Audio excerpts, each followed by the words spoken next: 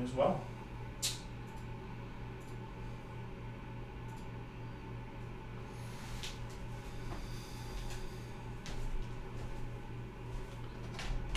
So we're going to be starting with the pinhook. Where do you go from the pinhook? Where do we go from the pinhook? Yeah. I mean, we are starting off at a higher proof here. This pinhook, it's a little different for us. It's a non-distiller produced product. It's actually a blend of a couple different things. Yeah. The whole idea behind pinhooking, I should say, is that this guy, he buys 1 to 2 year old horses and he raises them up and hopes that they'll get better and hopes that they'll gain some better qualities to him. Well, much in the same way, he's doing this with bourbons. He's doing this with whiskeys. So he's getting a couple different barrels, they're aging them up, and they're blending them together to make a distinct product. And with that, they're giving them each a name, like a horse behind it. You know what I mean? So this is their high-proof offering. I believe it's unfiltered. They give this 16.2 hands tall. And his name is... Bourbon Resolve. His name is Bourbon Resolve. Yeah. He's color bay, and he's sex. He's a cult. Pinhook. Now, I've had this a couple times before. I've shared this around in my family and in my circles. Have you been able to take a sip of this yet? I think I've had one sip of them before. But to be fair, it was probably after a couple of other sips of what we've got over here. And so it was... Who knows what we'll find in it today. That's right. Now that we're doing the official review, we'll give you all of our notes here and now in good standing. But what are you feeling about that nose? He's a little loud. He's a little loud on the nose. What do you mean by that? Just a little bit of ethanol, heavy. Yeah, I mean, for one of the first sniffs of the day that we're getting into, he's definitely got a lot of that bite on his... He's got a lot of that but bite. we are. on his What nose, proof was it again? I mean, it's 117 Yeah, proof. 117 proof. It's a little expected. But I remark, I get a lot of red fruit, like a lot of cherry, almost kind of cranberry type notes. You know what I mean? You can find it in there. I absolutely agree with that. I think, especially if you say cherry in your head while you're giving it a good sniff, you can really find it. That one's a strong note in there. And I think that the oak is there as well without there being a lot of that smoke. You know what I mean? I think I would agree with that. I'm not really getting any smoke. I mean, just a little tiny bit of smoke, but really not very much at all. It makes me wonder what level they're doing their char to here. You know what I mean?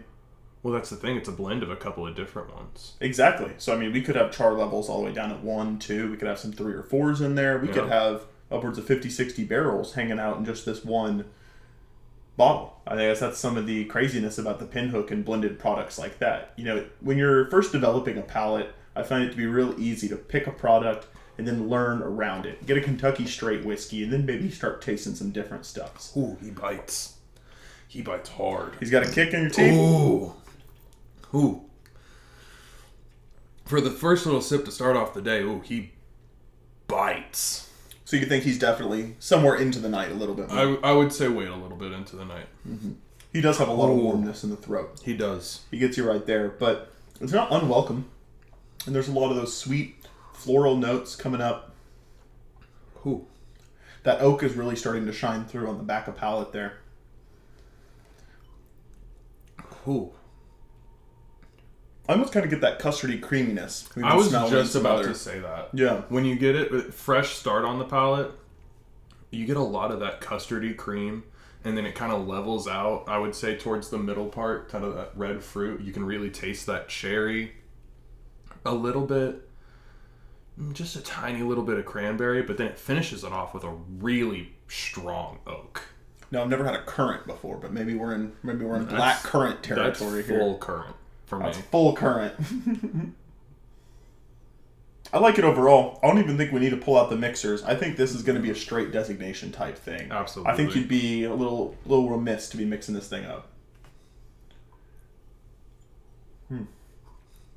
I think you'll definitely miss out on a lot of those more subtle notes that you kind of want to have to try and find in there.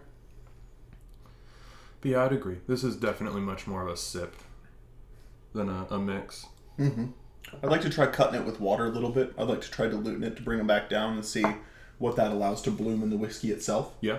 But overall, that second sip is really rewarding. It's really good. Once you've gotten past that proof, if you've already worked your way up for the night, or if you got past that first bite, he really starts to express himself with a lot of warm leather kind of tannins, which are falling behind those very floral front of mouth notes. You know, as he starts to express himself in the nose, you can really start getting those leathers in there as well. I'm starting to lose a lot more of those bright. But to pull back into the bottle, it's saying it's distilled at Castle and Key in Frankfort, Kentucky. We have some other distilleries in that area, namely Buffalo Trace. You can go check out our review we did of going to that distillery and some of their bottles on the channel.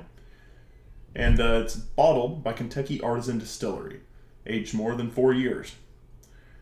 It's aged more than 4 years, but they don't seem to be touting any bottled in bond type age statements. I think maybe when we're personal thing. Maybe I think maybe when we're blending to this level, and that's more what we're concerned about. Is well, I think that's it. One barrel, one producer, one season. Yeah. So you're already starting to miss the mark on a couple different bites right there.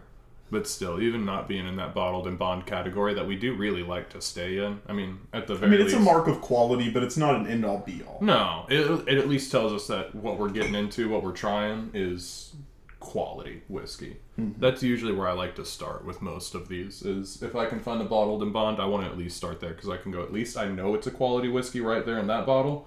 And if I like those flavors and I can find those flavors in another one, then I'm down to try it. Oh, no, I agree. I think starting at the base offering of a company and then working your way up into the alternative years and the alternative offerings is a great way to go about finding a quality product. But either way, I mean, even without it, this is a wonderful, wonderful whiskey to have. Now, I've seen it around a couple times as well, and I know that they have a couple other things in their lineup. I've seen a couple of other different bottles. I can't say that I've seen Bourbon Resolve here specifically out and about. But I have seen Pinhook out in our local stores out here in the area. But overall, nose, just getting a little bit extra whiff on that. Especially with how he likes to express himself towards the end of that. He really lets go a lot of those bright red fruits. He gives up a lot of that floralness. After he opens up a little bit. Leatherness. Yeah. That's an easy 7 or 8 nose for me. Pretty complex. It keeps you from coming back, or keeps you coming back. It keeps me coming back, especially with the way he opens up. Sometimes it really sticks along with that vanilla or the red fruit that you initially get when you first pop it. But I think he really changes on you. It's just missing that X factor for me to get into the top tier of nosing, where you're just kind of like, I cannot figure out what that is. What is that smell? I gotta keep trying. I gotta keep smelling after it. Oh yeah. So I think for those reasons, I'm right there with you. I think it's an above average nose, so I'm going to give it a 7. I think that's fair. Mm-hmm. What would you say for palate? As far as the palate, I think it's a really good expression. I think it takes you on quite a journey. I think if you're properly prepped and warmed up for that whiskey, you're going to really enjoy it. You're going to go from those red cherries to those floral notes to hit a little bit more of those oak and leather. And especially as you finish and swallow, you're really going to get a lot of that pepper and spice come back up the throat. I think it's a wonderful expression from beginning to end. So for those reasons, I think I'm going to have to give it an 8. I really like the flavor. It's quite the ride. I just like it a little bit sweeter on the end of palate when it comes back with a little bit of bite. Now maybe that's from the proof. Maybe that's from us just sipping it straight, you know. But yeah, I think I'm going to give it a solid 8. It's a really good whiskey. I agree with a lot of that. I'm a little reminisce on the flavor. I wish the flavor was a little bit more complex than it was and a little bit more wanting to bring me back. Kind of like we talked about for the nose. The nose, I feel like, keeps me wanting to come back. I kind of agree with the X factor that Josh brought up. It doesn't really have that, so it kind of keeps it out of those really high tiers for me. But flavor-wise, I mean, the flavors are good. They're there, and you can find them. But it's nothing crazy that I write a letter to Mom about. And no, there's certainly other bottles I'm going to bring back home for the holidays. But yeah. Pinhook, I think it deserves a place on a shelf. I think it's a good, unique mixer. Definitely deserves a place on the shelf. product to have to mix it up in your arsenal. It definitely deserves a place on the shelf. Flavor-wise, I'm going to bring it down to a little bit of a 6 or a 7. I think he's good. If you haven't tried it, try it. That's very good and very interesting. And I want him on my bar. I do. If I saw a bottle a bourbon resolve out there and about, I'll probably scoop him up to have him on my bar. Especially with those red fruit notes. Oh, yeah. I mean, he's very sweet with those red fruit notes. But And for that reason, I think I'm also going to designate him as... originally, I was thinking of just straight designation, but I'd like to give him a couple points into the cocktail world. I think if you're going to do a strict whiskey drink, like an old-fashioned or a Manhattan or something, I think this could be a wonderful product to start with. I think it'd be good. I'm not the biggest fan of old fashions, especially Manhattans. That's really not my drink, but I think it'd turn out well. I think some of the expressions in here are going to make for a unique drink that you're not necessarily compared to. If you want to do a pinhook and Coke, I think you might find yourself liking those expressions. I'm not a Coke man. I'm just not. What you like, Diet? Sprite. Typically, if I want a soda, I'm typically going to go Sprite with my whiskeys. Sprite Zero. If Sprite it's good enough for Elmer T. Lee, it's good enough for me. I'll tell you what. But the one thing we haven't talked about on this bottle yet is how much did you spend on them, Josh? How much did I spend on this bottle? That's a good question. In my head, I want to say that this ended up actually maybe a fancy pants bottle. I don't know if we did the fancy pants dance. We didn't do the fancy pants dance. I'm going to say 50. I'm going to say 50, 55. But let's take a look real quick and let's see if we can. I can pull that up real quick. Find out. Pinhook. Yeah, 58% alcohol, 117 proof, Pinhook, Kentucky Straight. So we do get a couple of clues as to what's going on with that whiskey. We know it was at least in Kentucky for 2 years. No shot. No shot? I'm seeing as low as $14.99. That can't be right. Yeah, no, I don't think. I'm seeing $39 to $49. Okay, this one right here's got a $54.99. $54.99. Yes, I'm of legal drinking age. Yeah, that'd be kind of embarrassing at this point. I'm seeing some of their other products down in the $40 range, so that one would being high proof, I could see it being a little up there. So we're right at that cap for a discount bourbon. This is going to be something that you're going to be stretching for. It's going to have to be a good day on a lower budget. Other than that one weird $14.99, that has to be talking about a different product. The lowest I'm seeing is 51, 52. So around that 50 to 55 mark was spot on. But with it being high proof like that, you're going to get a little bit more bang for your buck than you would a 90 proof at $40. Oh, yeah. Yeah. But so, did you give it a number or was I distracted? As far as price, at $55, just okay. 5. You know what I mean? Like there's other better whiskeys at the $55 to $60 price point. I think at the entrance level, at that price point, it's a perfectly average whiskey. I would agree with that. As far as complexity, flavors, and what it has to offer. I'll toss it an extra point for what it does have to offer flavor-wise sake, at least in the nose. The nose I was a big fan of and how he opened up and expressed himself, so I'll give him an extra point there. But he's not something that I'm going to see out on the shelf that, I need to grab that. I need to have that bourbon resolve.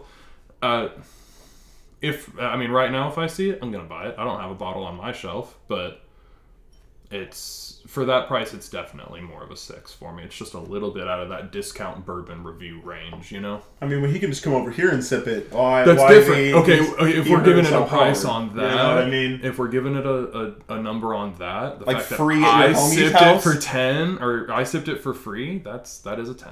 Yeah, that is a 10. But Pinhook, overall rating, slightly above average whiskey for its price point. I think it's got some good stuff in there. I don't think you would be upset buying the bottle by any means. But I think there's some other things that you can find your way into. Okay. So I'm going to give him a solid 6. A little higher than average, but nothing spectacular. I was going to say, I guess I'll just, again, give it another point in my court of it. Just as an average overall, that nose I really did like. I think the nose is really expressive. And that's really good. So I'm just going to bump that up to a 7 overall. The nose, fantastic. Palate, it's good. Mm-hmm. The price is meh. So overall, I'd say about a 7. Maybe a 6.5 if I'm feeling less generous. Pinhook, if you got something to say about this, let us know. If you guys got something to say in the comments. Is there a different Pinhook we should be trying instead? Did you guys have a different experience with the Pinhook High Proof? Do you just disagree and think we're just complete bums and knuckleheads? Well, just let us know in the comments. Yep. And drink responsibly. Absolutely. That is really good, though. Did we hit it with the beginning? Discount Bourbon Review! Well, No, don't cut that one in. I don't think we did. Alright, let's stop that one. We're at 15.